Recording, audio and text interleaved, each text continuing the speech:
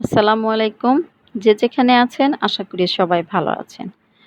আজ আমি আপনাদের জেলোস বানানোর রেসিপিটি দেখাবো। তো আগেই বলে রাখি আপনারা সবাই আমার চ্যানেলটিকে লাইক, কমেন্ট ও সাবস্ক্রাইব করবেন এবং পাশে রাখা বেল আইকনটি অবশ্যই প্রেস করে রাখবেন যেন আমি ভিডিও আপলোড করার সঙ্গে সঙ্গে আপনারা পেয়ে যান। আমি আপনাদের তাহলে জেলোস বানানো দেখাই। আমি একটি পাত্রে 2 কাপ পানি নিয়েছি, এর সঙ্গে 1 টেবিল চামচ চিনি ও 2 চামচ আগার আগার পাউডার। এবার এগুলো আমি ভালোভাবে মিশিয়ে নিচ্ছি। আমার এগুলো মেশানো হয়ে গেলে আমি এর সঙ্গে 2 থেকে 3 ফোঁটা বানানা ফ্লেভার দিয়ে নিব। যদি আপনাদের বাসায় বানানা ফ্লেভার না থাকে তাহলে এটা স্কিপ করতে পারেন। আমার ভালো লাগে এজন্য আমি দিয়েছি। আমরা কেকের সঙ্গে যে ফ্লেভারগুলো ব্যবহার করি সেগুলোই আমরা এখানে দিয়ে দিব। এবার আমি এটা চুলায় জ্বালিয়ে দিচ্ছি।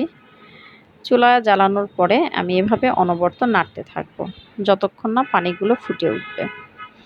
কারণ যদি আমি না নাড়ি তাহলে দেখবেন নিচের তলায় লেগে যাবে, আর লেগে গেলে জেলোসটা কখনোই ভালো হবে না।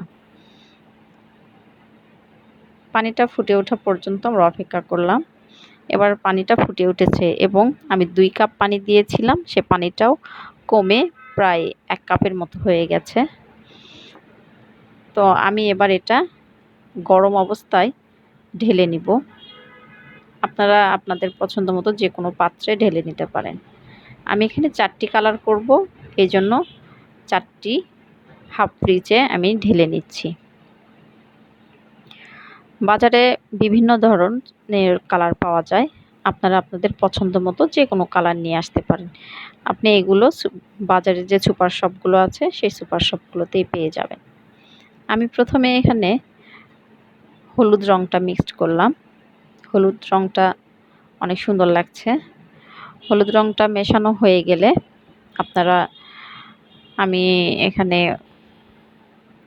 কমলা রং যেটা সেটা মিশিয়ে নিব, যেটাকে আমরা বাসন্তী কালার বলি।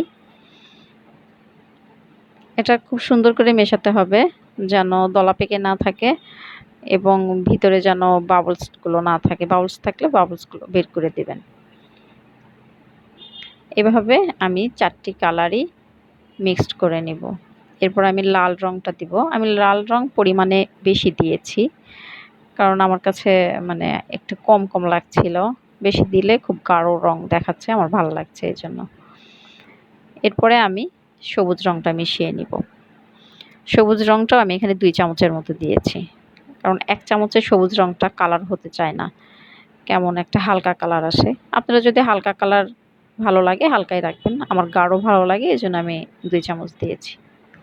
এবার আমি এগুলোকে ফ্রিজে রেখে দেব নরমালে 30 মিনিটের জন্য। রেখে দেওয়ার পরে 30 মিনিট রাখবো সেট হওয়ার জন্য। এগুলো যখন সেট হয়ে যাবে তখন আমি ফ্রিজ থেকে বের করে নিয়েছি। এই যে দেখুন একদম সেট হয়ে গেছে, আমার আঙ্গুলের সঙ্গে লাগছে না। সবগুলো সেট হয়ে গেলে আপনারা আপনাদের পছন্দ মতো শেপে কেটে নেবেন, যার যেমন ইচ্ছে তেমন শেপে। আমি এগুলো কেটে নিচ্ছি ছোট ছোট টুকরো করে। আমি সবগুলোকেই কেটে নিব। সবগুলো কাটা হয়ে গেলে দেখুন আমি আপনাদের এগুলো পিরিচে দেখাই দিচ্ছি। এই যে দেখুন কিভাবে কেটেছি আমি।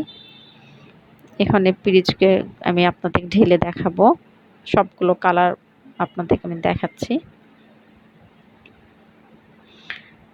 অনেক সুন্দর লাগছে হলুদের সঙ্গে কমলার। এরপরে আমি সবুজ রংটা দিব।